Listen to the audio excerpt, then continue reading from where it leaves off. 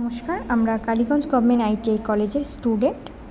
আমাদের আজকে মেশিনে কিছু সমস্যা হয়েছে, সেলাই মেশিনে। তো সেটা আমরা রিপেয়ার করব। চলুন দেখে নেওয়া যাক আমাদের মেশিনে কী হয়েছে। সর্বপ্রথম আমাদের এখানে যে নিডলটি রয়েছে সেটি ভেঙে গেছে, কারণ আমাদের নিচে কিছু সমস্যার কারণে। এখানে আমাদের সুচটা শাটালের নিচে লেগে ভেঙে গেছে। তো সবার আগে আমরা দেখব সুচটি কী কারণে ভেঙেছে। তো তার জন্য আমরা সর্বপ্রথমে এখানে আমাদের যে মেশিনটি রয়েছে মেশিনটি খুলব। এখানে মেশিনটি দুটো জায়গায় সেট করা থাকে, অবশ্যই আপনারা যখন মেশিনটি খুলবেন একবার দেখে নেবেন। এখানে আমরা দেখতে পাচ্ছি আমাদের শাটালটি প্রপার সেট নেই। এখানে যে স্ক্রুটি ছিল সেটি হয়তো সম্ভবত পড়ে গেছে বা ঢিলের কারণে আমাদের এই সমস্যাটা হয়েছে।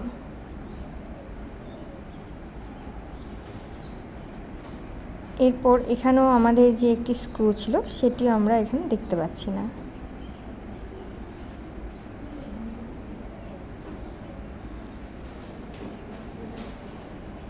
এখানে আমরা আমাদের সমস্ত যে জয়েন্টগুলো রয়েছে সেগুলো একবার করে চেক করে নিচ্ছি কোথায় কোথায় এখানে লুজ রয়েছে।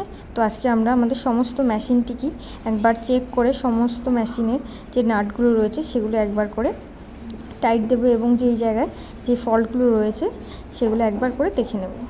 মানে আমরা সর্বপ্রথম আমাদের যে শাটলটি রয়েছে সেই প্রবলেমটা সলভ করব এবং তারপরে আমাদের যে নিডল রয়েছে নিডলটি লাগাবো এবং লাগানোর পরে আমরা পরবর্তীকালে মেশিনটি সেট করব এবং যদি এটি দেখা যায় যে পারফেক্ট সেট হয়েছে এবং সুচটি আর ভাঙছে না, তাহলে আমরা মেশিনটিকে পুরোপুরিভাবে সেট করব।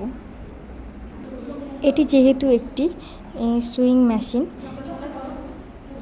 পা চালানো, এইখানে এই মেশিনগুলো ভালো রাখার জন্য এবং যত্ন নেওয়ার জন্য অবশ্যই অয়েলিং করার বিশেষ প্রয়োজন রয়েছে। আপনারা যদি এই মেশিনগুলোকে ঠিকঠাক করে অয়েলিং করেন তাহলে এই ধরনের সমস্যাগুলো এবং ঠিকঠাক করে যত্ন নিলে এই ধরনের সমস্যাগুলো থেকে এড়িয়ে থাকা যায়।